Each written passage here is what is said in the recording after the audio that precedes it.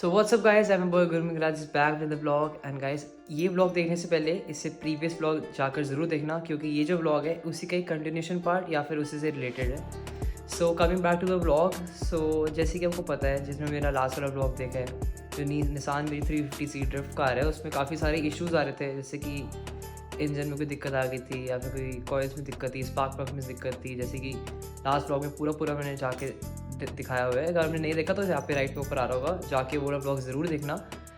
सो हमने उसके अपने पार्ट्स ऑर्डर कर दिए थे। उसके बाद मैंने अपनी गाड़ी भेजी थी, जैसे कि मैंने लास्ट व्लॉग में दिखाया है कि मैंने गाड़ी क्रेन पे चढ़ाई है। क्रेन के बाद मेरी गाड़ी गई थी सीधा स्पार्की गैराज पे, जो कि नोएडा में ही है, इंद्रजीत भाई का वर्कशॉप है। एंड गाड़ी में कुछ ज़्यादा इश्यूज़ नहीं थे, बस जो थोड़े कॉइल्स थे वो आगे पीछे करके हमने शिफ्ट करे थे एंड गाड़ी वॉज ऑल ओके। बहुत सारे वर्कशॉप से वो कहते थे कंप्रेशन टेस्ट करना पड़ेगा, ये दिक्कत होगी वो दिक्कत होगी, इंजन ख़त्म हो चुका है। कंप्रेशन टेस्ट करा एंड ऑल वॉज ओके। मैं आपको रीडिंग्स भी साइड में दिखा दूंगा, पिक्चर्स डाल दूंगा। सो हमारी रीडिंग्स भी जो थी सारी ओके आ रही थी। फिर भी उसके बाद भी कोई वर्कशॉप से वो कहते कि फिर भी ख़राब है, but all thanks to Sparky भाई, स्पार्की गैराज इंद्रजीत भैया, उन्होंने गाड़ी बिल्कुल ओके रिपोर्ट कर दी हमारी। एंड विद इन 2 डेज़ वहाँ से गाड़ी वापस ले आया था। एंड गाड़ी वहाँ से आने के बाद भी गाइस कुछ इश्यूज़ आ रहे थे, जैसे कि मेरी गाड़ी का क्रैंक सेंसर ख़राब हो चुका था। तो मैंने ना एक ही बारी गाड़ी मैंने बोला भैया अपने पास खड़ी कर लो, मैं पार्ट्स ऑर्डर करता हूँ दुबई से। एंड क्योंकि यहाँ पर उसके पार्ट्स बिल्कुल मुश्किल है इंडिया में निसान के पार्ट्स से कराना। So I contacted YTA spare auto parts, जिससे मैंने अपना पहले ट्रांसमिशन लिया था, manual transmission. Shout out to him. So he sourced me this coils which is OEM। इसके साथ डब्बे भी आए थे, बट वो कैरिंग के टाइम में जिसके थ्रू मैंने मंगवाया वो नहीं लेकर आ पाया। So these are the OEM Nissan 350Z coils. अब आप देख रहे हो कि मैंने लास्ट ब्लॉग में जो मैंने डाला था उसमें मैंने कॉइल्स परचेज़ करे थे, बट वो बहुत चाइनीज़ थे, इंडियन थे। एंड उससे काम में दिक्कत आ रही थी, मेरा जो ECM था वो लोड ले रहा था। So these are the brand new coils, जिससे हमारी गाड़ी की जो रनिंग है बिल्कुल चेंज हो जाएगी। इसी साथ मैंने मंगवाया है brand new spark plugs OEM। मैं आफ्टर मार्केट चूज़ कर सकता था, K स्पोर्ट्स के डाल सकता था, Z1 के डाल सकता था, बट मेरे जो DX ड्रिफ्ट्स अहमद भाई है उन्होंने सजेस्ट करा कि go for OEM।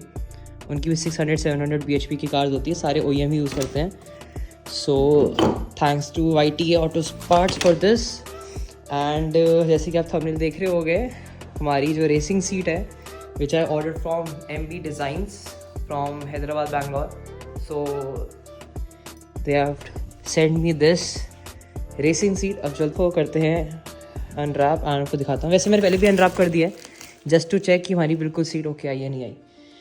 So front से इसको मैं एक बार निकाल दूँगा।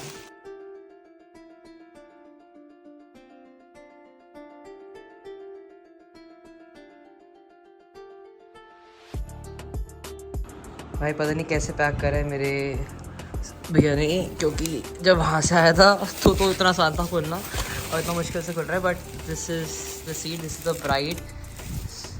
इतना टाइट पैक कर दिया, मेरे से नहीं खुल रहा।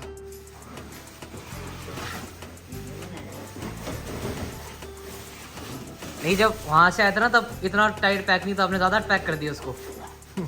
सो गाइस, आफ्टर 1 आवर हमारी जो सीट है वो अनबॉक्स हो चुकी है।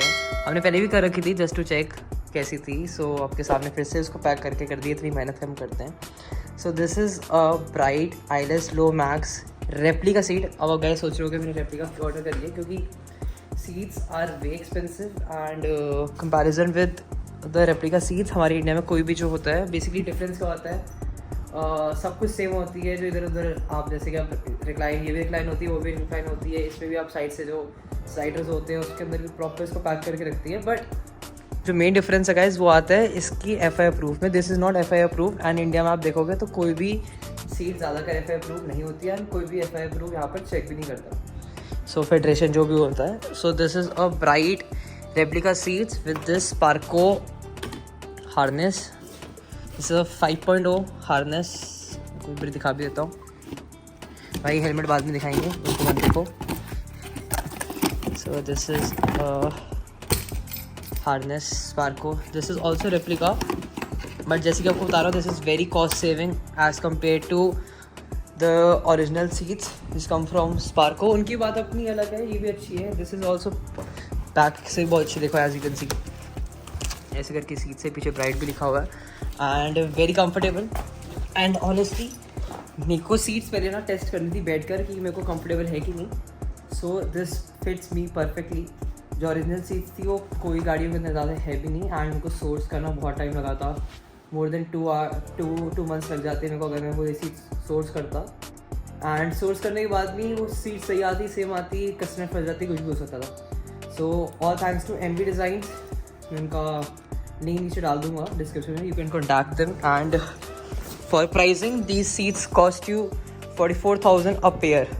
मैंने एक ही सीट मंगवाई है जस्ट बिकॉज मेरे को दूसरा जो था वो प्योर कलर देना था। सो दिस इज़ ब्लू। पिंक तो सीट्स बन नहीं सकती वरना हमारी गाड़ी से बहुत ही बड़ी लगती। एंड बात करते हैं गाइज इस हेलमेट की, जो कि आप बहुत देर से दिखी जा रहे हो। So this is given me as a gift from Saurabh Ojha भैया। सौरभ भैया ने मेरे को ये भेजा है। And this is helmet which has Luminor in this. जैसे कि आप देख सकते हो यहाँ पर बटन्स है। This is a charging point. And ये करता क्या है गाइज, देखो एक बारी कितना कूल है भाई। सो ये हमारे अगले ड्रिफ्ट इवेंट्स में एज यू नो हमको हेलमेट पहनना नेसेसरी होता है। So this is the Luminor helmet from Detailing Devils. And इसको एक और टैप करूँगा तो ऐसे ये फ्लिकर करेगी। सो बहुत ही क्रेजी हेलमेट है। फिर से मैंने इसको टच करा और थोड़ी स्पीड बढ़ गई है। सिर्फ 3 मोड्स है इसके अंदर एंड काफ़ी क्रेजी है। आई डोंट नो ये वो सेल करते नहीं करते, बट थैंक्स सौरभ भैया फॉर दिस। एंड बाकी भाई को कंग्रेचुलेशंस। भैया ने भी मैकलैरन भी ली है एंड जी वैगन। हम नेबर्स ही हैं, हमको पता नहीं था बहुत सालों से। तो भैया ने एक बार मेरे को बहुत साल पहले, आज से 3 साल पहले मैसेज करा था। एंड फिर ऐसा वीडियो ज़रूर बनाएंगे बहुत जल्दी। बाकी इसको भी कर देते हैं बंद वरना बैटरी डाउन हो जाएगी। अब जो गाइस सीट है, सीट जो हमारी फिर से पैक हो रही है एंड जाएगी सीधा स्पार्की गैराज इंद्रजीत भैया के पास। सो ये व्लॉग हम करेंगे कंटिन्यूशन जब अपनी गाड़ी देने जाएंगे। So take care, after 2 days मिलते हैं। 2 days later. So what's up guys, अभी टाइम हो रहा है 12:24।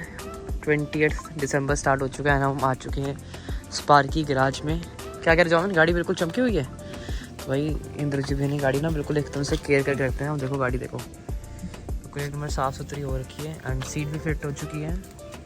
हल्की सी गाड़ी लोअर भी होता ना, गाड़ी के नीचे वो लगा हुआ था स्पेसर जैसा कुछ लगा हुआ था, हाइट स्पेसर, वो हम हटा चुके हैं।